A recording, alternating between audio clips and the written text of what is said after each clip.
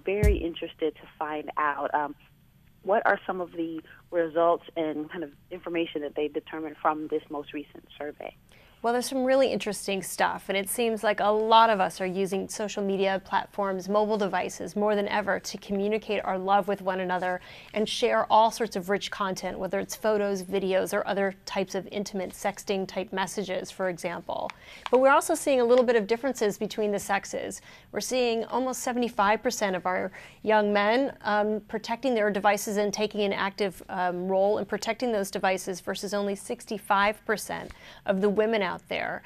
We're seeing everybody sharing, but we're not seeing everyone protecting that content. Wow, now that's very interesting. So I know I've joked with some of my friends, and when you're on websites like Facebook, most guys don't tend to protect their page, whereas most women do. So you're saying when it comes to kind of the way the content is being delivered in general, that men just are a little bit more diligent about not making sure everything's really readily available. Well, particularly on their mobile devices, we're seeing men are much more likely to use things like biometrics, so a facial recognition, voice, fingerprint, that sort of security device. But we're seeing both sexes leaving themselves open to their intimate partners. They're sharing passwords. They're looking at each other on social media before and after the relationship. And we're seeing almost 50% of folks either saving their shared content, so if they're sharing intimate content, or their received content from another lover. Are there some ways that you can maybe protect yourself, or maybe not leave yourself open to having some type of weird website situation occur after you maybe have broken up with someone?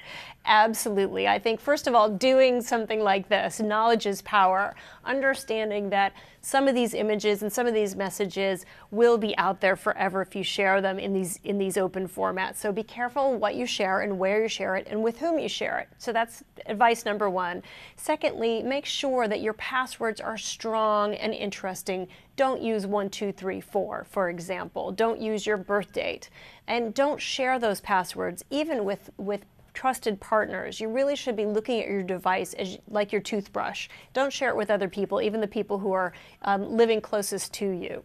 I like that analogy. Look at your device like your toothbrush. I think that's something that more people should consider. Absolutely. But there's some things that they can maybe do that can still give that same message of intimacy and I care about you without setting themselves up for potential cyber disaster later. Absolutely. Well, I think it's really important for you to look at the settings on your various devices. There are a lot of password protections that people are not using. We're only seeing about 50% on some platforms and 60% on other platforms of people even bothering to set a password. So set that password, check out the devices, make sure all of your software and other protective things are up to date. So that's kind of the get ready to share.